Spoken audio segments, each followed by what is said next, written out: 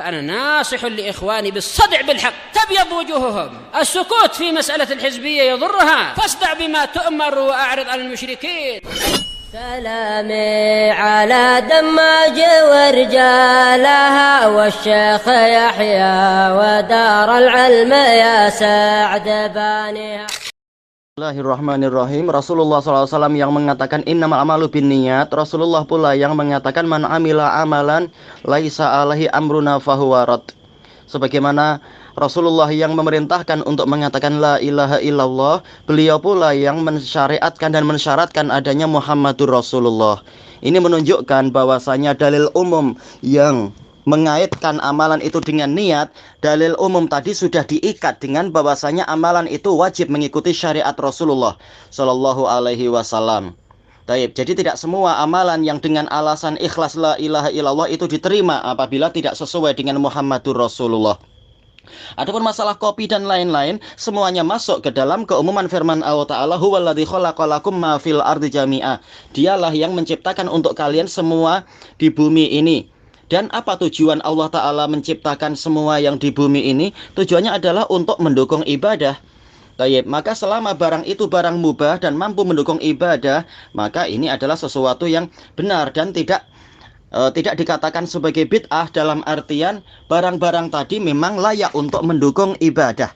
Bukan kita beribadah kepada Allah Ta'ala dengan zat barang tadi, tetapi barang tadi secara umum memang mampu membantu ibadah. Dan pembahasannya memang agak mendetail. Sebagaimana Nabi mencontohkan beberapa jenis makanan yang mampu untuk mendukung kesehatan, maka ini tidak masalah. Dan untuk apa kita jadi orang sehat? Yaitu untuk ibadah kepada Allah Ta'ala. Maka ini adalah perkara yang halal.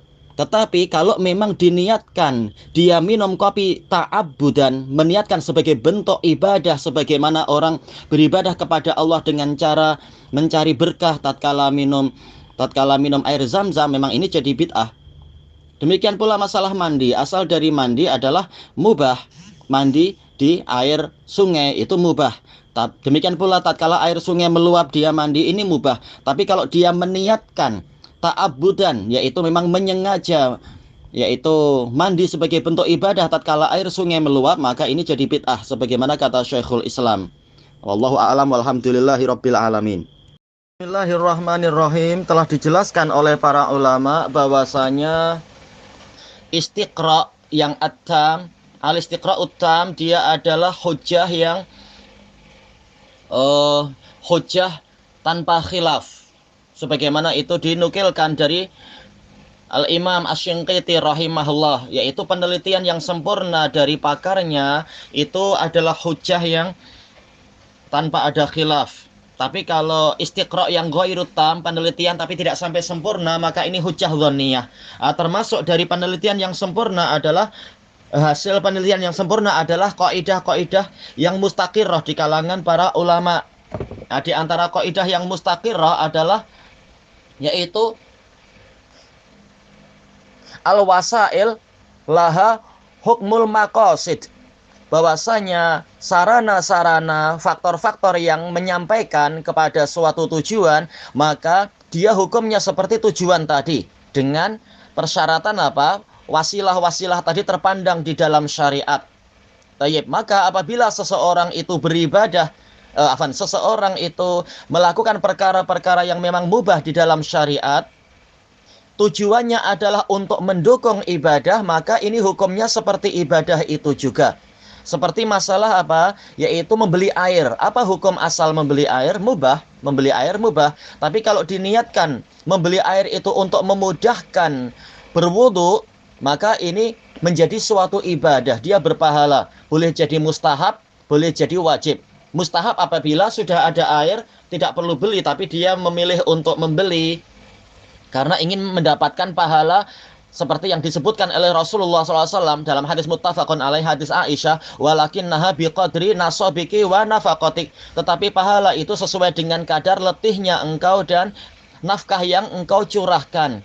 Sudah ada air yang yang gratis misalkan, tapi dia meniatkan tak apa, biar untuk orang lain yang gratis itu saya akan membeli air, karena boleh jadi air itu terbatas, orang lain yang lebih berhak atau lebih memerlukan, saya beli aja. Nah, yang seperti ini maka dia mendapatkan pahala dan amalan mustahab. Adapun jika air itu sama sekali tidak ada yang gratis dan dia memang tidak akan mendapatkan di tempat itu air wudhu kecuali dengan cara membeli, maka sesuatu yang mubah tadi menjadi wajib. Menjadi apa? Suatu bentuk ibadah. Ini contoh. Maka demikian pula berbagai jenis olahraga yang memang layak untuk dikatakan olahraga ini mendukung jihad. Walaupun tidak disebutkan dalam hadis atau dalam Quran, tetapi kenyataannya memang dia bisa untuk mendukung jihad, maka dia menjadi mustahab. Terkadang bahkan menjadi wajib, tapi minimalnya adalah mustahab. Seperti apa? Kita lihat apa saja yang boleh menguatkan, yaitu memakai barbel atau orang Malaysia mengatakan memakai dumbbell. Demikian pula beli sansak untuk berlatih memukul dan sebagainya.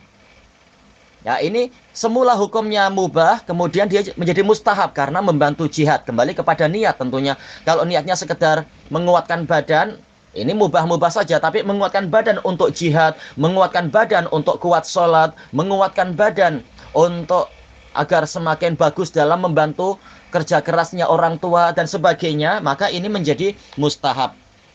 Dan ini masuk dalam keumuman firman Allah Ta'ala, wa'iddu lahum mastata'tum min quwwah, dan persiapkanlah untuk musuh apa yang kalian mampu berupa kekuatan.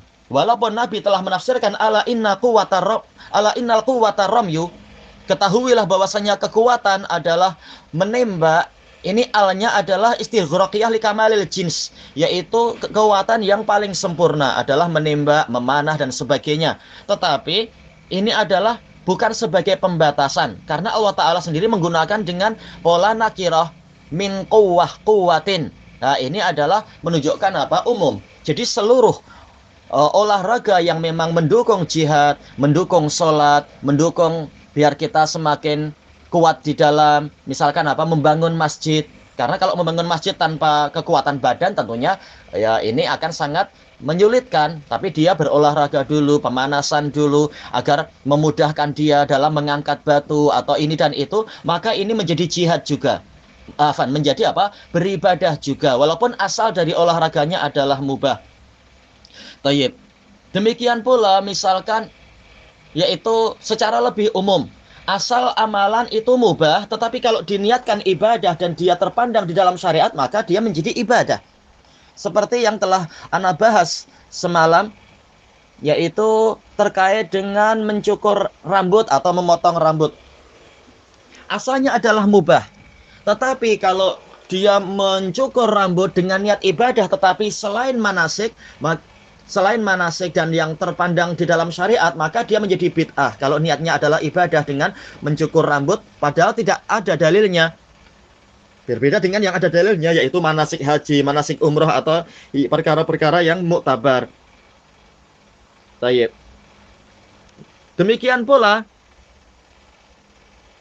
yaitu berarti apa? Asal dari mencukur rambut adalah mubah. Tapi kalau diniatkan untuk melaksanakan manasik haji atau manasik umroh, dia jadi ibadah. Demikian pula misalkan yaitu mencukur kumis. Intinya ala khilaf mencukur ke memotong, tapi memotong kumis ini mubah saja. Tetapi kalau diniatkan itu untuk melaksanakan fitrah, menjaga fitrah, melaksanakan hadis tentang fitrah itu 5 dan sebagian hadis mengatakan fitrah itu 10, alal khilaf tentang kesohihannya, tapi intinya adalah niatnya untuk fitrah dan untuk menyelisihi orang kafir misalkan, maka ini menjadi ibadah. Demikian pula misalkan memotong kuku, ini mubah saja memotong kuku, tapi kalau dia meniatkan itu untuk ibadah, maka dia jadi ibadah. Karena apa? Karena ini adalah bagian dari fitrah. Sebagaimana dijelaskan oleh Al-Hafidz Ibnu Hajar di dalam Fathul Bari, bahwasanya yang namanya memotong kuku ini bukan sekedar menghilangkan gangguan, tapi bisa menjadi ibadah karena ada dalilnya. Tayyib. Perkara-perkara yang dalilnya jelas saja, kalau tidak diniatkan ibadah maka tidak jadi ibadah. Tapi kalau diniatkan ibadah maka jadi ibadah. Innamal amalu binniyat. Yang penting apa? Niatnya benar, dan sesuai dengan dalil. Demikian pula, apa hukum asal dari mandi? Hukum asal dari mandi adalah mubah. Tapi kalau diniatkan untuk mandi janabah, maka menjadi ibadah, bahkan wajib kalau memang tiba waktunya. Demikian pula kalau diniatkan untuk raf'ul hadas, maka dia menjadi mustahab dan sebagainya. Karena datang dari hadis Aisyah, Rasulullah SAW mandi dan beliau tidak berwudu, kemudian beliau sholat. Ini menunjukkan walaupun asal dari mandi adalah mubah, tapi kalau dia meniatkannya untuk ibadah yang memang terpandang dalam syariat, ada dalilnya. Apakah dalil itu dalilnya sifatnya nas atau istimbat, maka dia menjadi ibadah. Dan seterusnya. Memang kita perlu lebih banyak belajar, dan kita memang masih terus belajar, sehingga kita semakin mengetahui batasan-batasan ibadah, mengetahui batasan-batasan mubah, mengetahui batasan-batasan bid'ah dan sebagainya. Tayyib.